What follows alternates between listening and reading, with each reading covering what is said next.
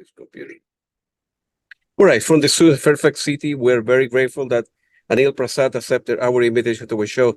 Anil, welcome to the show. Thank you for having me. Man, this is your 30th anniversary. Congratulations! It's quite a milestone to hit, 30 years doing this stuff. Let's go back to the beginning. What was the genesis and the motivation for, I don't know, the first thing way before you start putting stuff, you created an HTML page and a simple page, I understand it, but what was the motivation? What were you doing at the time, and how music became important to you and so forth? How music became important to me. You mentioned the genesis of it all, and the genesis of it all was Genesis. All right. When I was a very young kid in the early 80s, I think the first record that ever hit me was the album Abacab by Genesis. And, a very big hit at the time. And, in those days, it was the record store culture, right? Yeah. And, I was a very impressionable young child.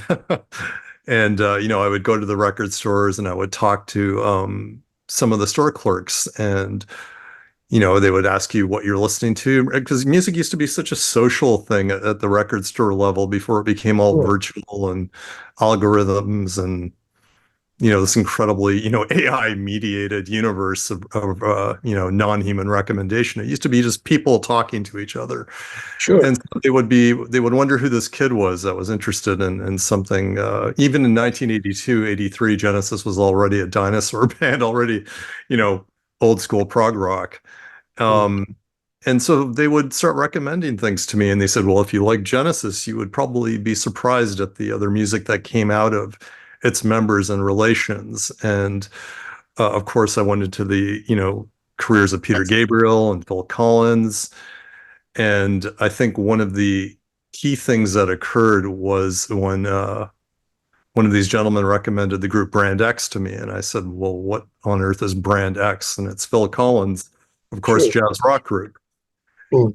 I would say the introduction of Brand X into my personal musical vocabulary then truly changed everything, and it opened up the universe of jazz to me. And Brand X led to Weather Report, led to Miles Davis, led to Joe Zawinul, led to Wayne Shorter, led to Gary Bartz, like that entire realm of jazz and jazz rock. And that's when the light bulb really went on, and I started really understanding that there was a whole universe of music outside the radio, outside of MTV. Fast forward to the music journalism stuff. By the time I was in college, around 89, I joined, the student newspaper and started writing for the arts and entertainment section. And of course, I was very musically inclined. And so my focus was music. And it was the days when there would be these promo people attached to record labels, and they would actually literally walk and visit you in these student editorial centers and offer you interviews. And mostly there were really uninteresting 80s bands of the era, but occasionally I would have someone walk in and go, we've got this guy, I've never really heard of him. Maybe you have. His name is Rory Gallagher. He just signed to IRS Records. No one really wants to talk to him, and maybe you would. And I'm like, are you kidding? Rory Gallagher is available to me as a student journalist in this newspaper. Yeah. And so things like that started to happen. Adrian Belew was offered up in the same way. A lot of it, Jeff Downs, of all people. Richard Thompson, they said, would you like Richard Thompson to visit you at the school newspaper and play a private concert for the editorial staff? And I'm like, are you joking? These were the days where they would trot these people out, and all this stuff wasn't on Zoom. It wasn't virtual. It wasn't NPR, broadcasts. It was, feet on the street, people coming to visit you. And so that happened as well. And so over time, I amassed, this collection of interviews. And so over the course of that college education running from, 89 to roughly 93, 94, I was doing a lot of this stuff. And of course, as we know, the World Wide Web, as it was called, was really emerging for real in the early 90s. And in 93, 94, I just kind of got a bee in my bonnet, as they say, about what is going on out here. There are these news groups where people interact with one another, but no one is really, there's a few little news websites, but no one's really posting anything, um, in terms of hardcore music journalism on the web. And I thought, well, what would it take to do that? And I taught myself HTML, which is the de facto programming language, and that sounds very lofty, but it's incredibly simple if you Sure. really get to the bottom of it. And it's just a bunch of tags and text and making things in italics and laying out rudimentary JPEGs, but it was revolutionary at the time. Now, these days, we have Squarespace, we have all of these tools available. Dreamweaver, came along and, emancipated people from hand coding, but I had to originally hand code it. And so I thought I would hand code a couple of articles, one of which was Adrian Belew. And Rory Gallagher was another one of those. And I just posted them online thinking, okay, well, that's cute. And posted to a few, of the nascent news groups at the time. And suddenly it kind of exploded. Everyone's like, what a cool idea. And I'm like, well, this isn't really revolutionary, isn't it? It's text and visuals on a screen. But everyone was like, well, no one's ever done this before. This is really amazing and really cool. And people would share these articles amongst themselves. And so I just decided to collate them all. I took like 20, 30 articles I had done that I considered the best work of the moment, put them all onto a web page, came up with the name Innerviews, as a play on the word interviews. Sure. And that is how it began. And somehow 30 years later, it is still going and continues expanding. Good for you, man. Were you born in Canada, I believe, right? I was born in Montreal. In Montreal, yeah, Montreal. And then, where your music, it was family. I mean, the family was music oriented. I mean, your dad playing an instrument or your brother. I mean, eventually, right? So it isn't an accident. You write music, right? So, or you were a kid that listened to their way before. Obviously, YouTube didn't exist, the internet didn't exist, so radio was the way to listen to it, right? Because you were a kid, you didn't have enough money to buy vinyl at the time, right? I suppose so. Well, my parents were first generation immigrants from India, and Correct, yeah. They had no background in rock and roll, jazz, or anything. What they did have a background in was Indian classical music, which much later on I massively embraced. That would be an understatement, a profound understatement. And I realized that Indian classical music was intersecting with these wonderful jazz and jazz rock musicians. What was Mahavishnu Orchestra if it was not an Indian influenced jazz rock band? And then you get into Shakti, and then you get into all of the myriad Indian influenced jazz and jazz rock groups. But no, my parents had no background in it. That was something I found on my own. I'll spare you the horrible details, but I didn't have a great childhood, and music was an escape for me. And the record store culture was my escape from a not great childhood. Hanging out with these people and then finding circles of friends. I still come from that era of people sitting around a turntable or a tape deck, as it was, by the time we hit the mid 80s, and just listening to music for music's sake. And I think for a lot of kids then, and I'm sure now, but it's different now when everything's, on earpods and mobile and device based, but back then it was a very social experience. And so it was my escape, not only in terms of interacting with these record store people, but just friends that I made. And I think we all just created our own musical ecosystems independent of our parents. Good for you.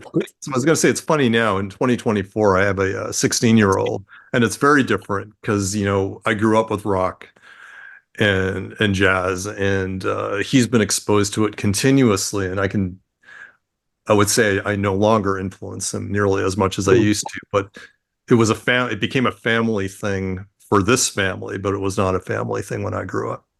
Yeah, I got it. I understand. Yeah. So, like I told you before we began recording, my dad had a lot of music, so I'm very lucky that I was born in that type of family. They were engineers, my parents, and there was a lot of academia was important at home. And I was a troublemaker, man, a rebel. I wanted to listen to the music, so I ended up remember buying my first three records. I think it was Tangerine Dream, probably a Pat Metheny, and then a Genesis. And I was going crazy because you know, where I can listen to stuff. No YouTube, no internet. I will buy a record, look at the picture, the lyrics, and who is Peter Gabriel or Mike Rather for Tony Banks, all this guy, and then eventually I get to know them. When I came to the United States to study and so forth. So when you were in school, how the interview were conducted? Of course, Zoom didn't exist, so you will use like a tape recorder and you will ask the question and then transcribe that from a text to be converted into an HTML page. That was the methodology. Yeah, old school, good old cassette deck. Or cassette, yeah. No transcription. There were no AI-based transcription Or tools yet back then. No, it all had to be done entirely by hand in manual. So yeah. Do you still have the tapes? No. I have hundreds of cassettes and mini discs you, that are like rotting in boxes, and I do wonder if those should be digitized at some point. I don't know. I mean, obviously for the last 15 years or so, it's all digital, which is its own form of fright, and that you wonder, could this just all be erased in a hard drive crash? Everything's backed up 100 different ways, but everyone talks about cassettes and video cassettes degrading over time, but I still have some of these tapes that go back 35 years and they still play fine. So I don't, VHS cassettes still play fine, and VHS is even making a comeback. So maybe this stuff is more durable than we think. Gotcha. Maybe what will be the job for your son? Digitize. I doubt that. I very seriously doubt that. But in your opinion, looking back, what makes a good interview in your opinion, right? In general terms. I think there's a number of things. And you do enough of these, what's involved. But I think, research is critical. I think too many people just take, record company biographies. Basically, music, for those of you that don't know, music journalists usually get handed press kits, usually a 1 or 2 page PDF, with all the pertinent details about an album project. And people usually just crib from that, come up with some standard questions, and get very lazy. And it's why, 99 out of 100 music interviews tend to be exactly the same. So I think what's critical is to find different, novel, new ideas to explore with the artist, even if a lot of the stuff is sometimes, promotional based. They have a new record out. You got to talk about that record a little before you get to the other stuff. But even if you're going to talk about the record that everyone else is talking about, find a different way to talk about it. Talk about, I think, the creative process, the instincts that inform it, how they worked with other musicians, where they recorded it, dig into some of the lyrics, if there are some lyrics, if it's not an instrumental record. And I think beyond that, also explore the emotional context of the music they made and why they made it. Then I tend to dig really, really deeply into an artist's background. And, basically, I think we can safely categorize interviews that are arranged. We can get into how one gets interviews too. But in terms of interviews that are set up by record labels or publicity and promo people, you can basically say about 50% of that interview needs to be focused on the new album and the new project. And then what do you do with the other 50%? Well, you can get really, really boring, and you can just pull out the same old questions. Who are your earliest musical influences? When did you learn how to play guitar? Or you can get really deep, about, different sorts of projects that they've done in the past, different collaborations, things about their childhood, their background, their focus, challenges they've had to overcome. I often ask questions about spirituality during interviews, and I want to make it clear that I'm not talking about religion.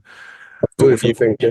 yeah, when you invoke the word spirituality, that will often create a very interesting dialogue. And sometimes it won't. Sometimes people will just shut you down immediately and go, "What the hell are you talking about next?" But other times people, as you know, will go really deep and then get into the foundational elements of why they make music, why they are a creative entity, why they have to do this. And if they don't do it, they can't function as an individual. Um, so those are some of the ideas, just trying to not be too obvious. And the artists get really bored really quickly because they are being asked the same questions over and over and over again. And you're going to get um, better outcomes if you're more novel in your approach. Now, I suppose it's easier for you because in interviews, you have hundreds of big names, but uh, two questions, right? So how difficult was in the beginning to get a hold of, I don't know, Robert Fripp? And nowadays, what's the process for you to get a hold of, I don't know, a new musician? I don't know, Phil Collins. I don't think you have interviewed him, or the Kate Bush of this world. What's the process, right? Well, I mean, there's different tiers of musicians, to say the least. And it often depends on the sort of promotional management armory that surrounds them.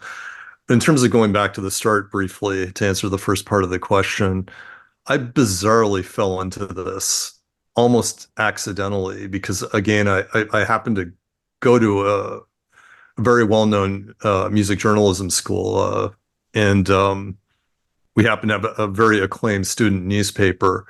And like I said, I was, without even trying, immediately being offered crazy level interviews with people. There was a kind of a pre-journalism career before college where I was writing for some not particularly well-known publications, writing about all kinds of, bands that aren't necessarily that interesting. But like I said, I was being offered pretty major things right away by virtue of the school association.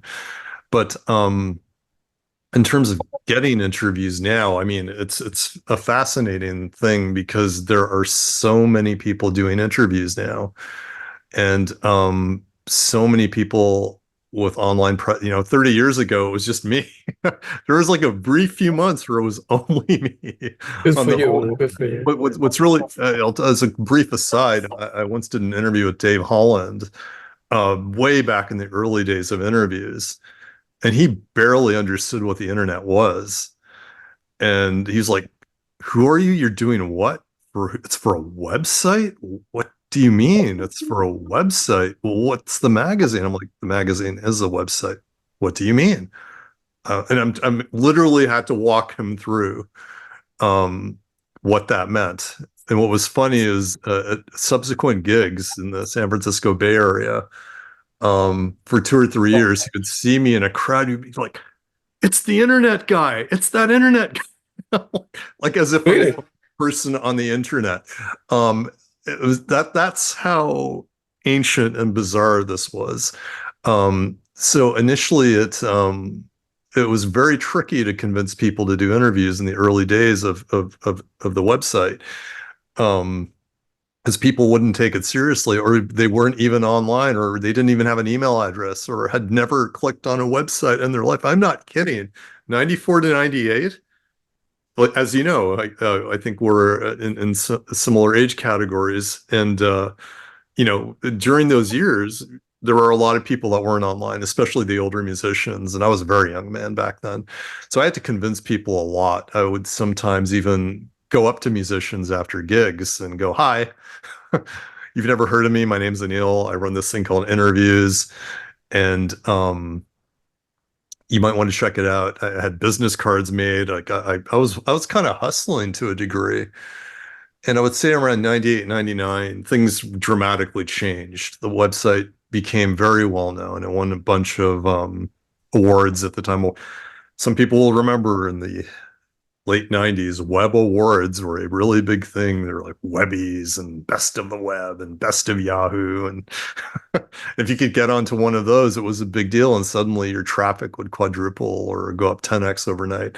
And that happened several times. And after 98, 99, it became very easy to get interviews. And I remember Virgin Records getting a hold of me around 1999. It was the moment that changed everything for interviews.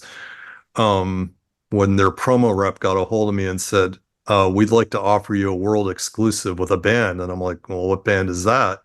They're like, they're called Massive Attack. And I'm like, are you obvious? Massive. There was a mezzanine tour at the utter height of their career. And they said, Massive Attack would like you to come and interview them and meet them on the tour bus. And I could basically barely believe that happened. And they were not only one of the biggest bands at the time, they were like one of the most hip bands at the time. Was the height of the trip hop movement. And me getting that interview at that point put untold numbers of eyes on interviews at that point. And I'm not going to say it was clear sailing from there, because even to this day, trying to secure interviews, as you were probably aware, can be hugely problematic. But it's easier now because it's quite well. Yeah, good for you. You mentioned Massive Attack, and they're touring. Well, Liz Fraser is going to be touring with them now during the summer and in Europe. And of course, the Cocteau Twin is one of my favorite. Well, I have so many favorite. You ask my wife, I have hundreds of favorite. I follow like 500 bands. So it's going to be actually never seen for one reason or another. Massive Attack, and then Cocteau Twin. I never saw them. Also, I have seen Robin Guthrie a couple of times, and seeing Liz Fraser playing with them is going to be a beautiful experience. Mm-hmm. When I began this channel, you were my source of inspiration. Probably you were a source of inspiration for many people, because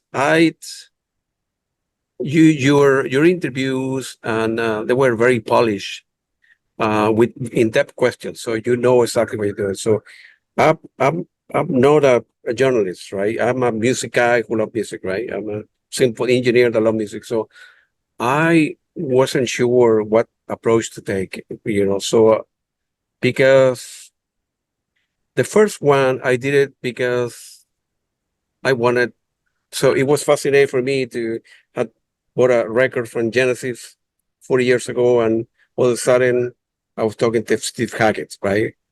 And explaining what I want to do. And he's one of the nicest human beings in the history of the universe, probably. And he gave me a break, and then I got a hold of Anthony Phillips, and so on and so forth. And I wasn't sure what to ask, because I'm not a journalist. So my kind of approach, it was to approach them. I wanted to get to know the person, no, like the musician behind the guitar or behind the flute or behind the drum. So my question always had been more personal, how difficult at the beginning, how you get a hold your first instrument, your first record, or your parents helping you out at the beginning, you weren't your own, or music was an escape for you, So I never talk about the hits, right? Even if I talk to, I don't know, Kate Bush, I'm not interested. Everybody knows about the hits, right? I'm Running Up the Hill and all the people that she played with us. I'm not interested. I'm more so like a personal approach, and I did it that way. And in many ways, I always think that whether my interviews, so to speak, interviews, I don't know if they're interviews, are conversation between two people that love music. That would be the right way to put that. But I don't know if they bring any value or not, to the rest of the world, because it was my project. It's something that I wanted to do. I was, as I said before, I bought a record, and all of a sudden I'm talking to this guy. It's via the internet, right? And they listen to my accent. And a positive interview, and a lot of people say, and I wanted, as I told you at the beginning, and I wanted to create a medium for that always would be free. in many ways. I'm creating a musical archive for future generation. Why should I benefit with a YouTube channel if Kate Bush, give me half an hour, 45 minutes of her time one day, hopefully. And it isn't an ego thing as well, right? Getting a whole world free probably is going to be difficult, but if I get a hold of him, 1% in me will be ego man. I end up catching this guy, but I will post the interview there, and 10,000 people will see the interview because he doesn't do that many interview, and I will make 10,000 people happy. That's a real trick between me. So it's a beautiful thing. But your interviews are very thorough. I mean, you ask questions that have not been asked before. You're not superficial, right? And I'm guilty. I have done at the beginning a lot of superficial questions, right? And I kind of developed my methodology on my own down the road. So what, in your case, what's the level of effort if you talk to whatever, any music, XYZ, John Doe of the world, right? What's the level of effort for you to, uh, doing the research, creating musical, good question that have never had before, and so on and so forth. What's the level of effort for you to create a new interview and putting together something in writing? So I actually have quantified that, and it's roughly 100 hours from start to finish for each piece. wow. From the research to the interviews to the other thing too is it's a written work. So it's edited, fleshed out, proofread, procurement of photos, ensuring you have the photo rights, which has become a very, very important element at the moment, giving the photographers a due credit. Yeah, and then creating the social media stuff for it, marketing it, getting it out into the world. Yeah, it's a lot of work. It's again, and just even the research, the R&D phase for the interviews. I might torture myself for 8 to 10 to 12 hours just on questions and trying to figure out what it is I'm going to ask. I probably take it too seriously. So I treat it as work. I treat it almost as a job, actually. But I do feel like for interviews, I have a responsibility to give the artist something different as an experience during the questions. Hopefully relieve them from, what they've been doing on their promo rounds. I think everyone's seen, so-called film junkets when you have, an actor or a bunch of actors from a show together, and they have the same background on the screen, and it's just a journalist after journalist has marched in and out of this room, and they ask them the questions, and they're all the same. And there's a lot of actors, even in today, just if you go to any entertainment website or Variety or The Hollywood Reporter, you'll hear these actors complaining about how boring, how uninteresting it all gets. And the musicians don't tend to do it as much. But I know they feel the same way. So yeah, I'm really trying to break out of the box sometimes. Sure. Hopefully if there's usually 2 or 3 foundational questions about a new project everyone has to ask, but after I get that through, hopefully we're into new territory. And you kind of prepare well. So how you do the interviews? You after a gig, face to face, or the phone, sending questions back and forth. What if you were to categorize that in which category? How you end up interviewing people? You fly to them. Everything, Everything, all of yeah. the above. The Okay. best interviews are always the in-person interviews. Sure. Second to that is Zoom. Thankfully now, what a revolution Zoom was for doing interviews virtually. Used to be by phone. I've flown across the world to actually meet people, which has been lovely. What you get face to face Absolutely. so superior to anything else. Email interviews I put at the very, very bottom of the barrel, as the least interesting, least soulful. I think I've gotten some good results out of email interviews, but they're torturous and kind of depressing to work on, especially when it's someone famous and they're like, well, we'll do the interview with you, but it's going to be my email. And then my heart sinks quite a bit at that point. But sometimes the artist is so important that you're like, all right, we'll do it over email.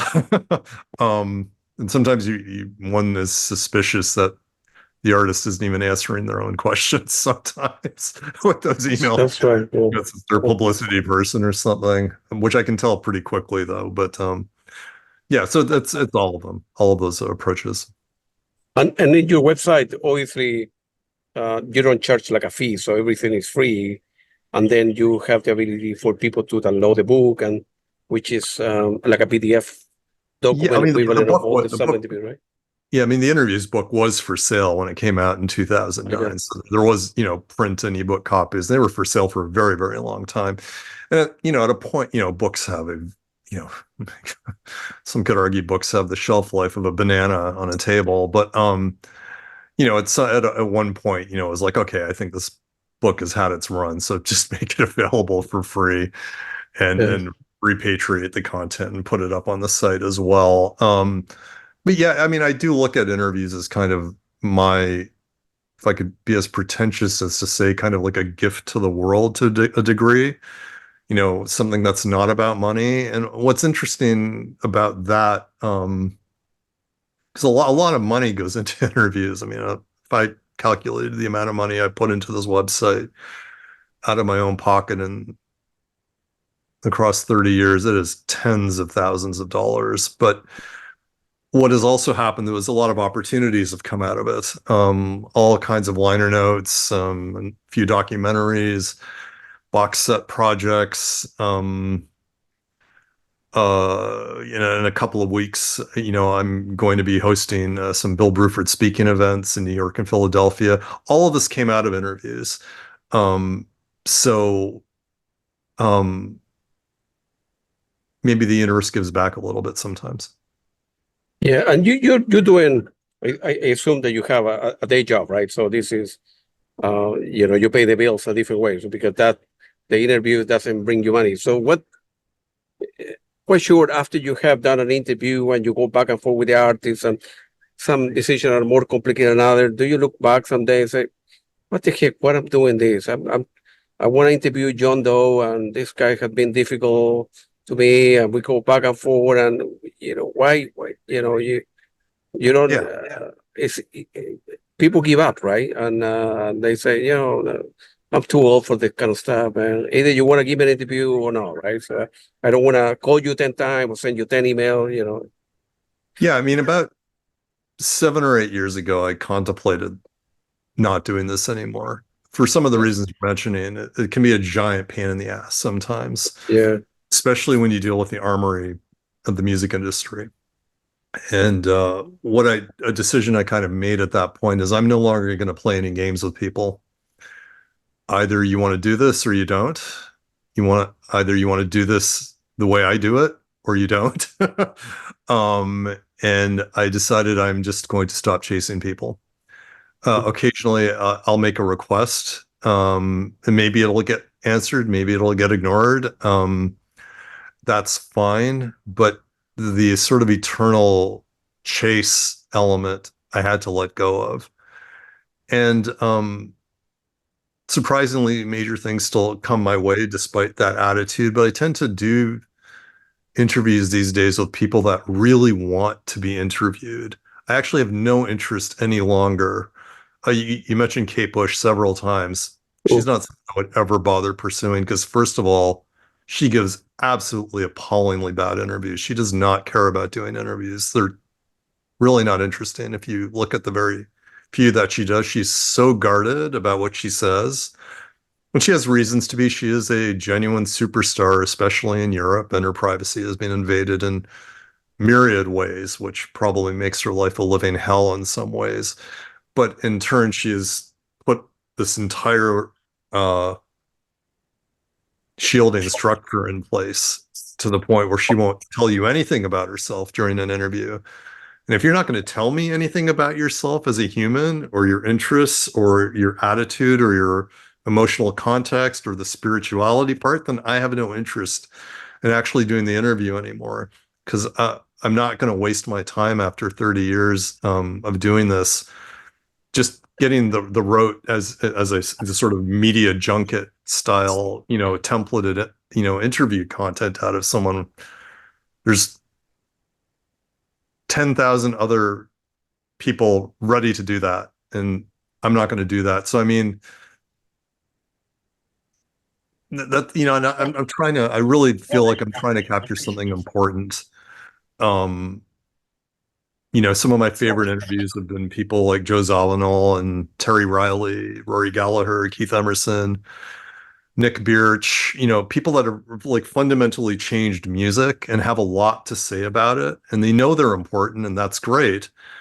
And but they also want to communicate big ideas about what they're doing. And in fact, you could probably distill what Interviews is down to that, trying to capture big ideas and not minutia. So going back to your question, I've kind of let go of a lot of it. I've let go of worrying about people who will or will not talk to me. And what's also kind of funny is in a few certain cases, when I stopped trying to chase people, some of them just came out and said, "Hey, do you want to interview me?" And I'm like, dude, you didn't reply to any of my inquiries for 3 to 5 years. No, you're asking me. That's interesting. Okay. I do think that, especially, you have a day job. I have multiple day jobs sometimes to put food on the table. If you're not going to be doing this as a fundamental source of income, you might as well do it the way you want to do it. Yeah, something happened to me. People that have ignored me in the past, they get back to me and say, "Okay, let's set it up. You have time Tuesday, Wednesday." And I move. I'm a computer scientist, so I move my meetings around, I work around, and to do that kind of stuff. But still, after all of headache, it gives me a lot of satisfaction. Music is a beautiful thing. We are. I don't know what's the value of the meaning of music in the world, and Russia and Ukraine killing one another for over a year, Israel and Palestine. I mean, Israel killing one another, and with so many problems. And sometimes I look back, and, when I'm tired, I say, what the heck I'm doing this? There are important problems in the world to be solved. My stupid interviews, so people listen to my accent or whatever, and I wake up the next morning and say, no, let me try to get a hold of that person or something. It's like it's kind of crazy. I mean, some would argue, though, that arts and culture are those are the single most important elements this species has ever created. Yeah, absolutely. Hundreds of years, thousands of. I mean, what do we look back on? From centuries past. It's the art, it's the culture. Absolutely. And of course, we look at the war and the evolution and the problems of those eras. But at the end of the day, I think we see the reflection of what we do in its most accurate form in arts and culture, because that is where the great beauty of being a human, I think, is really reflected. It's certainly not reflected in any of the war situations you mentioned, or politics, or the incredibly awful things members of our species are doing to one another. The great thing about music and arts and culture in general is it contributes really so incredibly positively and importantly to what we do. And while you and I, as people that are interviewers and or journalists, while we aren't making the music, we're giving these people a forum to communicate their ideas about their music. And if you do it well, hopefully, and you do it in a way that's engaging, it's an additive element to what they do, beyond just being a promotional vehicle for them. Absolutely. I have noticed that in some cases you have interviewed a particular musician twice. A good example would be David Sometimes Sylvian. 6 or 7 times. Some of them. Yeah, yeah. You know, A good example for me would be, I noticed that, I David Sylvian music is important to me, right? So I noticed that you interviewed him twice. For the most part, when do you decide to go back and do a third or a fourth interview, a 10th or a 11th interview with someone? I mean, yeah, David or any musician that you could mention, they're going to be on tour, they're releasing a new album, but you do that for some and not for the others, right? um, it's pretty rare that there are people that have been revisited multiple times, but there are like 10, 11, or 12 of them. It tends to be one of the wonderful things that has come out of interviews is becoming really close friends with some musicians. Um, David Torn is, I think, probably there 6 or 7 times. Steven Wilson's got to be there 7 to 11 or 12 times, especially if you count Porcupine Tree and Blackfield and No Man. Yep. Um, um, Nick Birch is there a few times. Yeah, I mean, these people became friends along the way. And so I'd just be in touch with them. And I know because they're friends and because they're doing interesting music, that I'm going to get something out of them that maybe, if I can be as pretentious again as I say, that maybe other people aren't going to get out of them because they're not friends with them. And now being a friend with a musician and being an interviewer can also be a terrible double-edged sword, because while you get a lot of access and you get them for much greater extended periods of time, you also get their opinions about what you do. You get them emailing you a day later going, cut that whole part out. I don't want it in there. And you're like, oh shit, this is a friend of mine. Whereas if they weren't a friend of mine, I wouldn't even entertain for one moment cutting something out that I wanted in there. But when it's a friend of yours, you're like, oh God, I don't want to hurt the friendship. I don't want to damage this relationship. Okay, fine, I will take that part out. So again, there is that, but in general, it's been a positive than anything negative ever. Yeah, I'm quite sure that you, as people ask you to remove question number 3, whatever, because I don't want that to be in public. You, as a human being, mature over time, right? So maybe the question that you were asking when you were 20, 30, or 40, do you go back and kind of revisit those the website and remove some question, and you don't not change the answer, but Yeah, edit out it because you are different, and maybe what was appropriate when you were 20, now you're 50 or so. It doesn't sound good in the light of society, I suppose. So, it's not so much that. I mean, as some of the early pieces are just utter vile crap. And, I mean, so amateur. sure. From the late 80s, and even some of the early 90s. I just removed them altogether.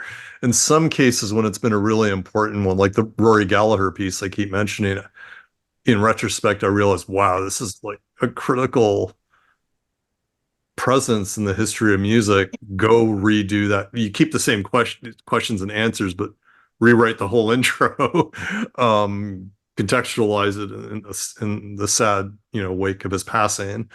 Give it a little more historical context, get some new photos. In the case of that interview, his brother actually reached out to me too and was like, you could use these really cool photos we have. I'm like, okay, sounds good to me. I will go back and re-edit old pieces. Occasionally, I haven't really done that in quite a long time. Over pandemic, I did a bunch of that because there was just, ungodly amounts of free time suddenly. But now it's entirely focused on the new stuff. Yeah, got it. I got it. Um, any you have done so many great interviews, man. Anyone that you mentioned before that you don't chase people down, but in the back of your head is anyone that you say, man, before I die, I need to get a hold of that band or that person or I stopped thinking that way. I'm really really? not worried about that anymore. But I mean, when I was much younger, it was like these three people I really have to get to at some point in my life. That was Peter Gabriel, Yeah. Brian Eno, and Kate Bush, none of which have happened. Um, despite the people I know in the orbits of these three musicians are staggering. I have friends who literally work for these musicians. And so I know a lot about them, and I also know why they don't engage. And really, those people at that level are really only doing kind of the CNN, USA Today, um, ultra mega 100 million audience type interviews. And sadly, that means their interviews are abject garbage mostly in the media. They're completely, utterly tedious and uninteresting to listen to or watch. But what I've also realized about musicians at that super mega level is we talked about it a little bit earlier, they don't really want to give a lot of themselves. They don't really want people to know a lot about who they really are and what they're about. Peter Gabriel on the human rights stuff, that's different. I mean, the elders and the work he's done with Amnesty and all of that. He will talk about that in incredible depth, which is wonderful, and one must admire him for that. But he won't talk about himself a lot. He won't talk about kind of the big picture stuff, and he's not really even asked about that by most writers or broadcast people. So I kind of let go of it all. I'm really not worried about it because there are such amazing other people to talk to. I mean, I would, frankly,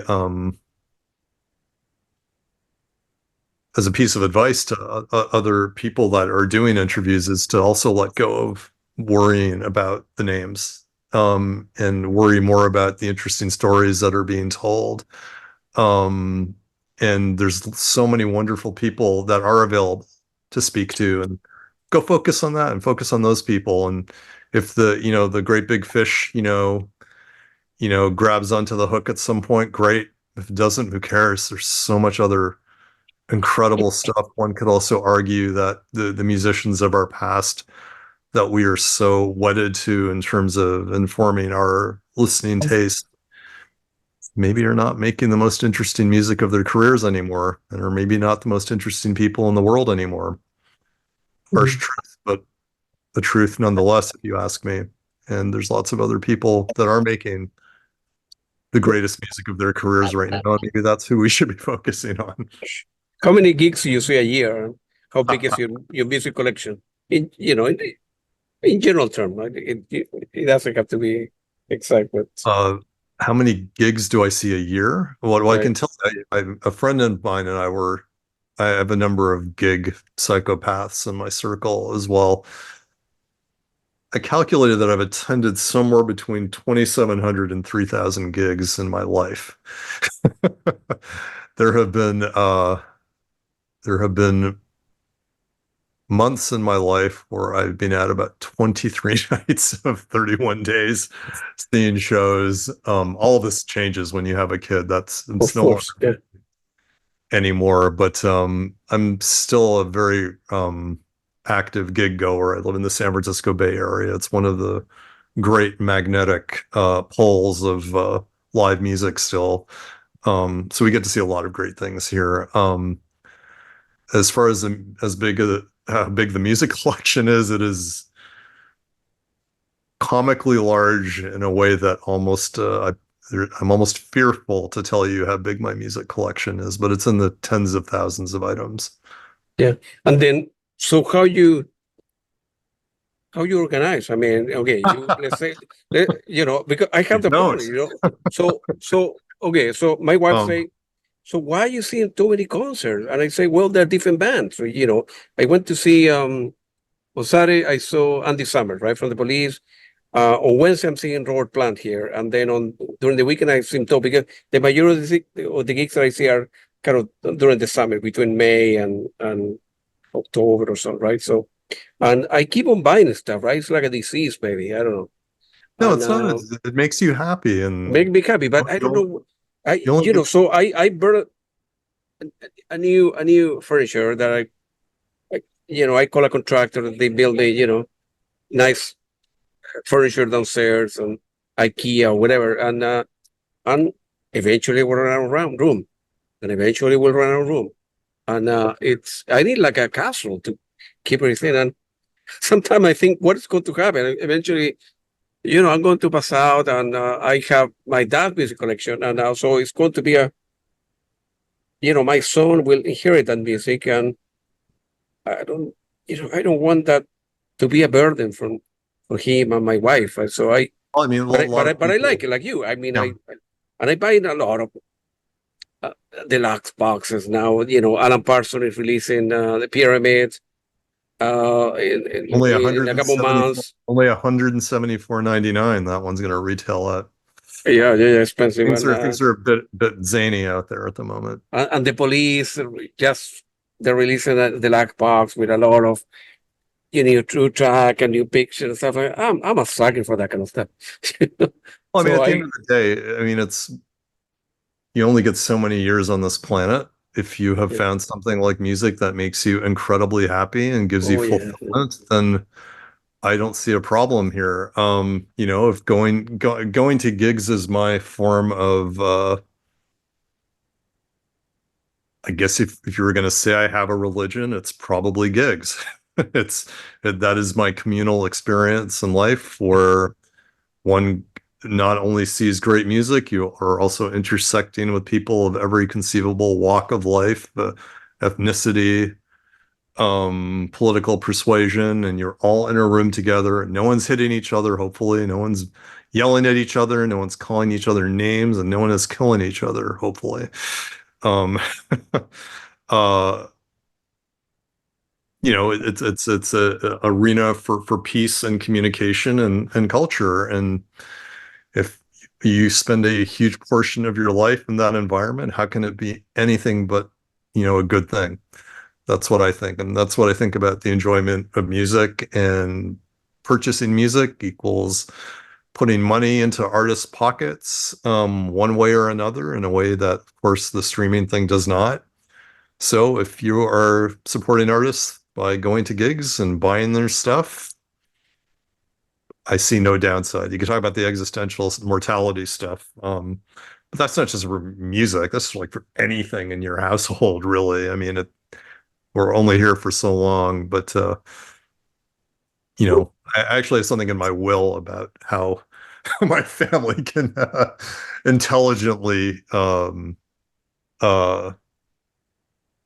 derive maximum value for my collection when Yeah. that time happens. So that's something to consider too. Well, I read somewhere, I hear another interview that your son is a musician or aspiring guitarist. So hopefully they will keep the music in the family, and or, I don't know. My son, his name is Devin. He's Yeah. 16. He is a guitarist. I don't know if this is something he's going to pursue professionally. That idea kind of scares me, given how difficult it is to eke out a living these days in that regard. But he's been very lucky to do some pretty amazing things. He's even recorded an album, a live album with Bill Laswell. He's currently working on an EP with Peter Chilvers, who's happens to be Brian Eno's, studio engineer and studio assistant. And he's already had about 11 or 12 bands in his very short life right now that he plays with locally. So it's a lot of fun. It's great to support him. And he's probably already attended more gigs at age 16 than most people will in multiple lifetimes. So it's it's a cool little family unit. Yeah.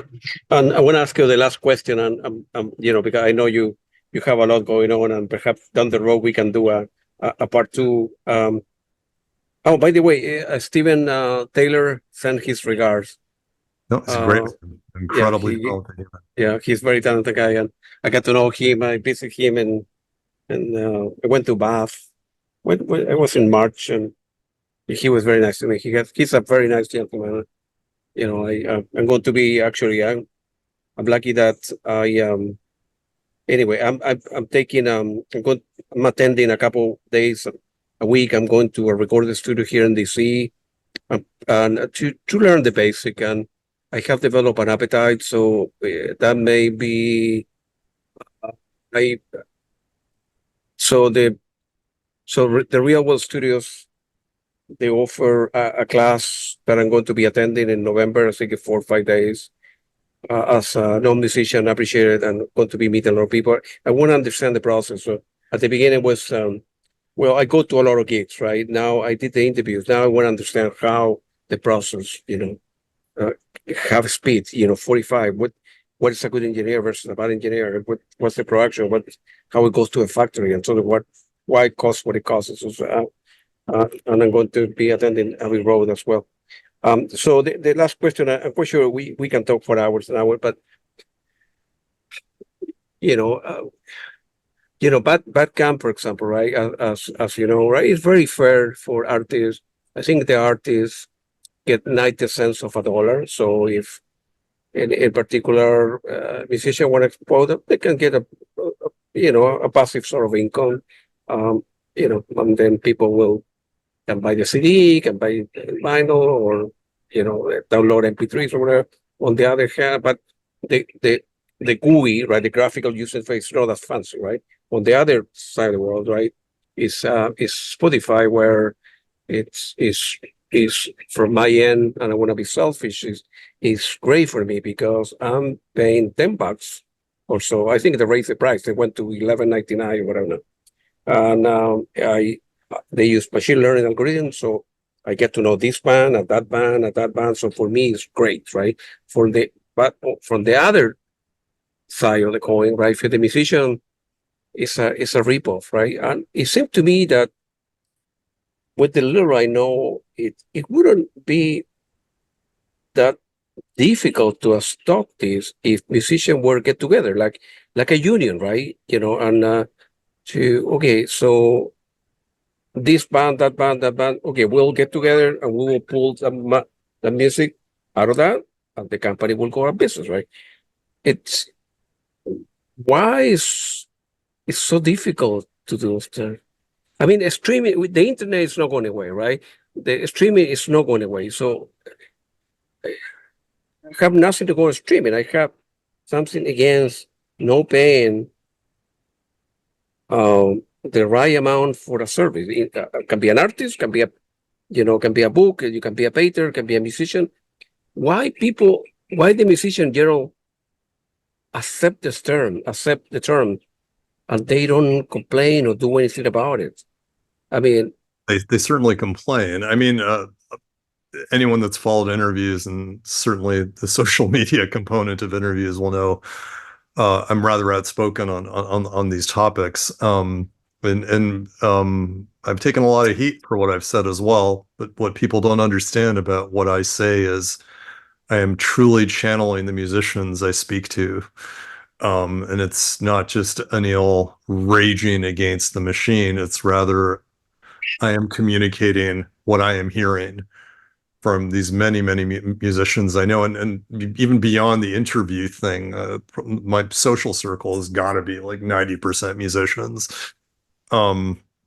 So there's a lot of questions in what you just posed, but I think what we could look at for just one moment is SAG-AFTRA and the Writers Guild of America. Now, that is the Actors Union, and that is a Screenwriters Union in the United States. And as we're all aware, on multiple occasions and very, very recently, they all just walked out of Hollywood. They said, we're not acting. We are not going to do any writing for you. We are going to shut your studios down, and you're going to have no new content until you give us better terms for streaming royalties, for AI usage, for likeness rights. Myriad things were part of their negotiations. And mind you, they do have strong unions and they're very organized. But they were successful. Some people would say they weren't as successful as they needed to be, but they were successful enough, and they rewrote the terms of their agreements, and they shut down these services in terms of their ability to create new filmed entertainment for many, many months, causing billions of dollars in damage to them. And the studios knew they had to capitulate. And so on the musician side, in most of the world, there are no unions. I mean, there have been unions. I mean, there is something called the MU that has existed, and I think maybe still kind of hobbles along. And in the UK, the MU, the US, not so much. If you look at any recent interviews I've done on Interviews, I talk about this quite a lot with people. There's an interview with the great saxophonist and composer Skerrick on there right now. It's on the homepage. We talk about this very, very specifically about why musicians won't be in unions, why musicians are afraid to gang up together. His perspective was that musicians tend to be really ego-based, really this idea has been cultivated that musicians are in competition with one another, and they're always trying to do better. They're always trying to get more streams, more plays, more sales, more promo, more interviews, and they tend not to see what they do as a mutually supportive ecosystem, which is what it needs to be perceived as amongst them. And only then can they, have the fortitude to go, all right, all of you, we're all going to organize, even if you don't even really need a union. It would be valuable, but you don't need one.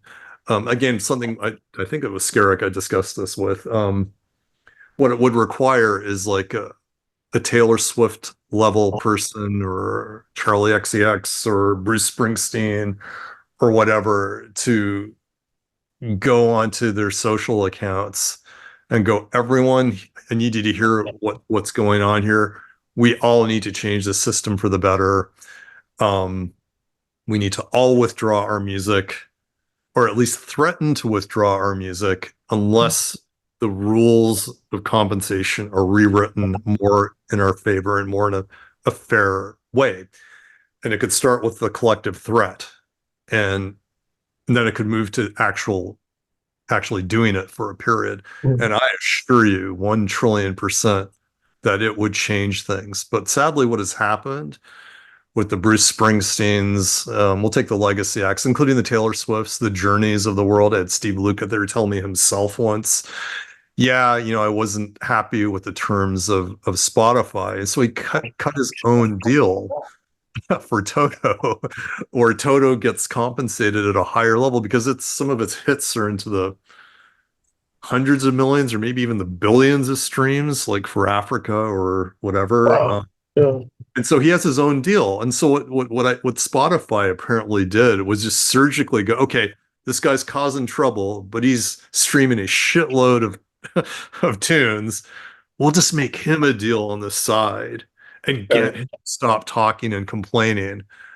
And that seems to be the strategy. We're just going to focus on individual high value artists, cut special deals with them, and screw everyone else. And it works, and it's working really well. I mean, Steve Lukather, a lovely man. I had the pleasure of speaking with him a lot, and I can't fault him for doing what he did. He's like, okay, yeah, I'm taken care of. Some of the band members are taken care of. Forgive me, Steve, but I'm just going to say it. I doubt you're watching this, but in case you are, you could have used that power that you had and said, okay, I want you to change this for a lot more people instead of just Toto and instead of just me.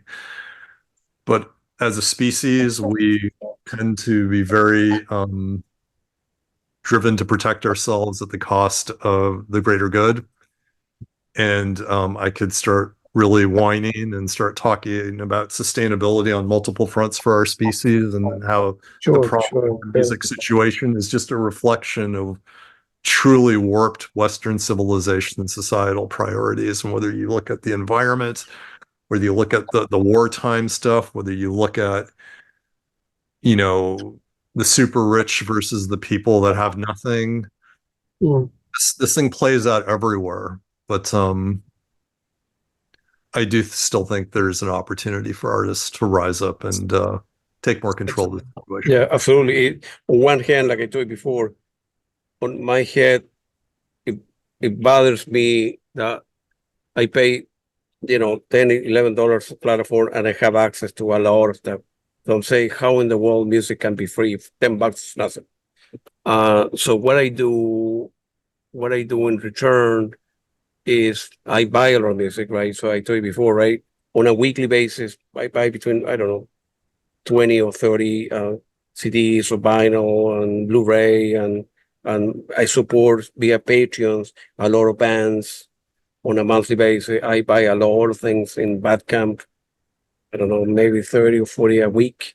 I attend 60 concerts, so forth. So I put in money on the table for many musicians that way. No, so that need to be fair, right? So the other thing is that their terms for many years were hidden, but from the artists, so they wouldn't know if they were getting a cent or 15 cents or per track. It's like I mean, you this go is into the supermarket, right? Or if you go to an expensive restaurant in New York, right? They don't have the prices. So, well, if you're rich, you don't care if the steak is 50 or 150 or whatever. But that's something not right, right? An average person going to a supermarket and he or she doesn't know that a loaf of bread will be $2 or $10, right? So it's well, I mean, the thing about it with streaming services and the rest of the tech industry to a degree is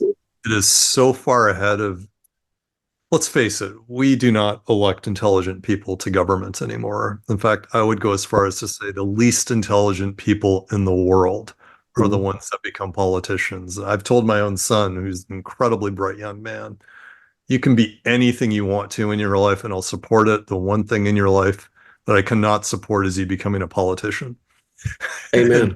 That's problematic, because if parents like me are doing that to kids, that means the best and the brightest are rarely going to be, in pole position of representing society. And the reason I bring this up is the average politician cannot even get their heads around what a Spotify or an Apple Music or a Deezer or a Tidal do. They can't even speak the vernacular. These people are so incredibly unintelligent.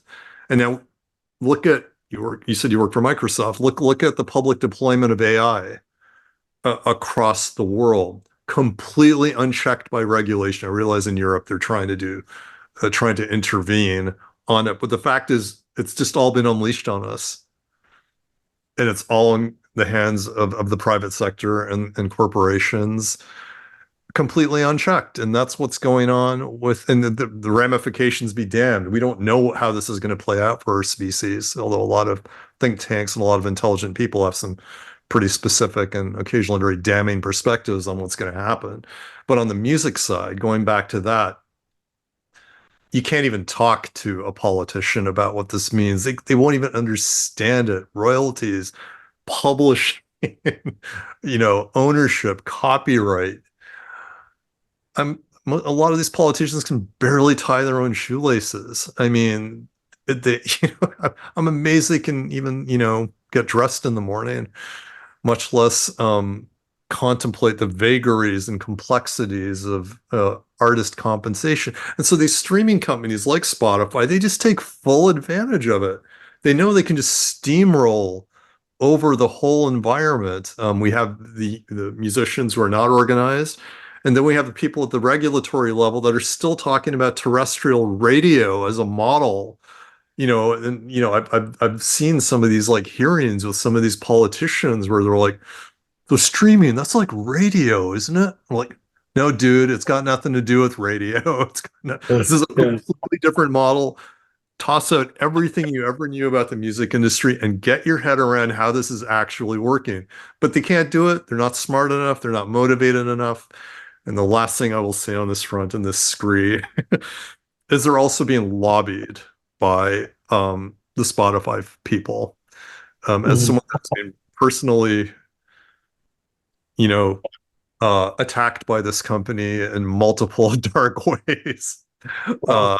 I can speak with a very high level of expertise that they are incredibly cunning about deploying misinformation and disinformation at every turn.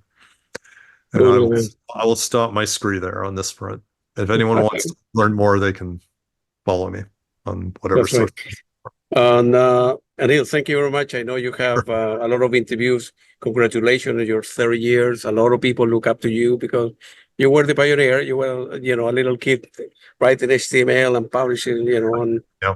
and now many years later, you have done a lot of interview and you have voiced your concern about in social media about the role of Spotify and the ripoff that it is. So, and thanks again for your time. And I will see you. Quite sure I will email you and we'll do a part two eventually. And I will see you next week as well, man. It was very nice All right. talking to you, man. You too, and keep doing what you're doing and keep enjoying it and keep Thank doing you. it for Thank the you. right reasons. And Thank you. Appreciate it. Thank you. I appreciate what you do as well. And thank you for your time. No problem. Thank you very much. Appreciate it.